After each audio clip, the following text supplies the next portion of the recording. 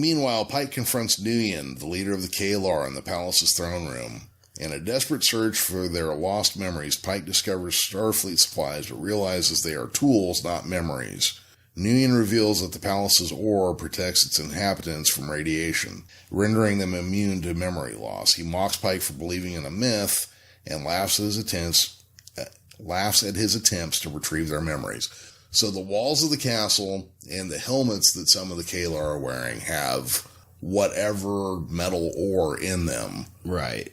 That blocks the radiation. Because radiation can't come from the ground up, apparently. It all comes through your head. Mm-hmm. So if your head's okay... Yeah, you're perfect. You're fine.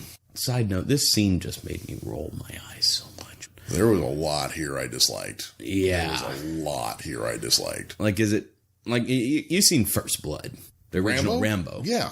Imagine if at the ending... He's just spouting off some nonsense about looking for a Hershey bar or something while he's whooping some ass. Like, it just...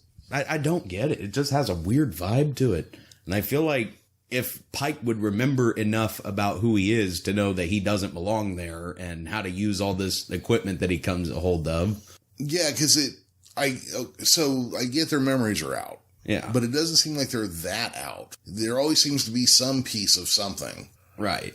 And in this, I think I'm getting ready to reference here, during their exchange, Pike, overwhelmed by his frustration and desperation, nearly succumbs to violence against Nguyen. He was going to stand there and beat this man to death. More than that, he was going to kill him. Well, beat this man to death. Like right at the end. Oh, that's right. I forgot he got that out. I thought he was just going to thrash him to death. No, he took a rifle out, turned the phaser to kill, and had it right in his head. No, I forgot. You're right. And that right there was he's about to pull the trigger is when he finally comes to. Yeah. And it's like, I don't even think they reference that even at the end. Like, there's just like, oh, well, it's another day on the Starship Enterprise. Well, and they have no piece of who they are left inside during a memory loss. Because Pike is not just randomly beat a guy to death or jam a gun in his face, dude. Selective memory loss, I guess, is what we're calling it. Yeah.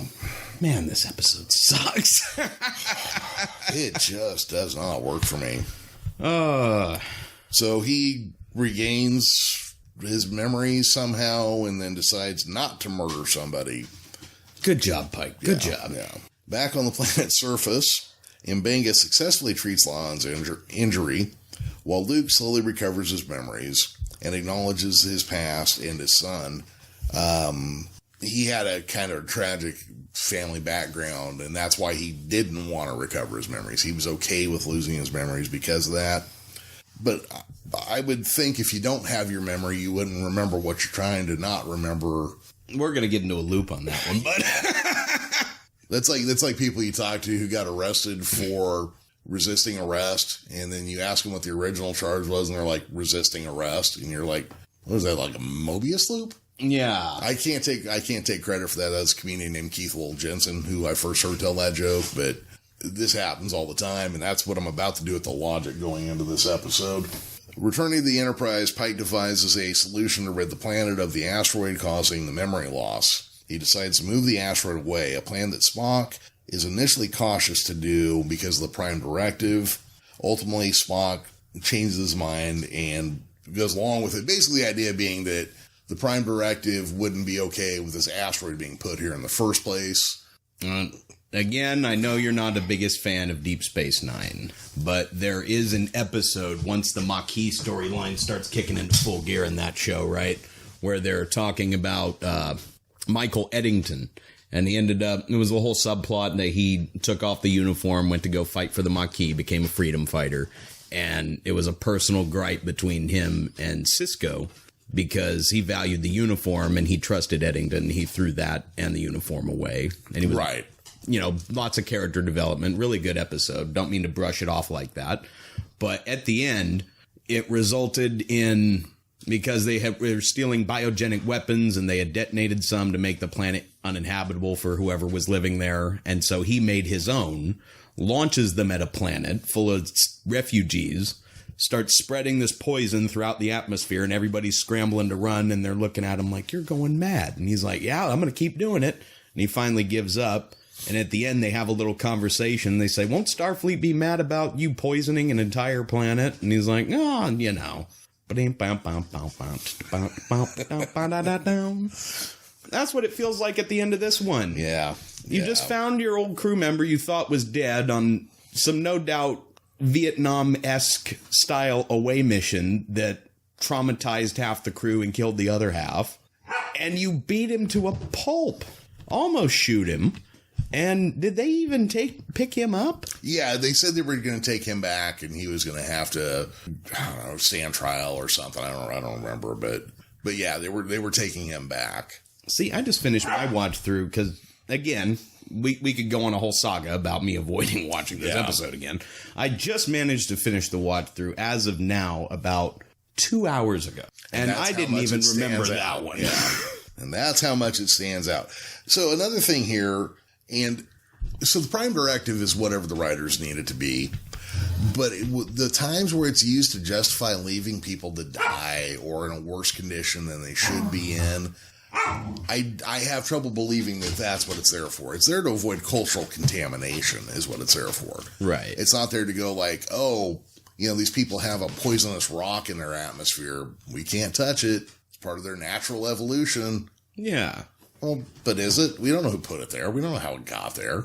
I mean, I get it. Yeah.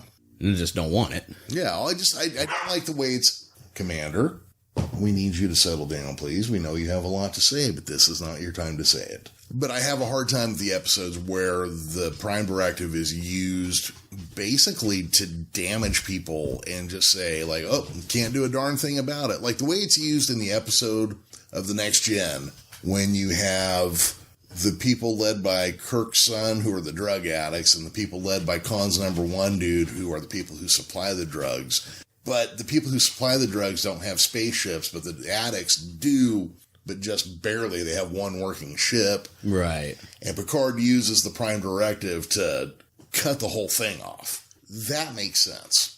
Yeah. Because now you're going, okay, here is the specific rule, and here's how I can keep somebody from exploiting somebody. I go all the way to the very word for both sides and cut the whole thing off. You can't use it in a way where it's just used to leave people to suffer. That just irritates me every time I see that. Yeah.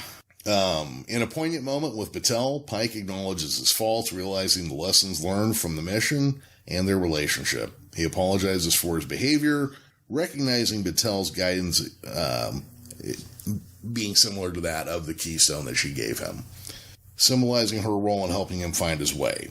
Their reconciliation ends with a kiss and a playful promise of potential future steps in their relationship. I'm sure they're planning to go play hide the commendation in the bedsheet. That seems like that's really what they do best. Yeah. Or the uniform code. That'd be a lot better spot. Oh, yeah. And that is the end of that episode. I did want to bring up 2 episodes of older Star Trek.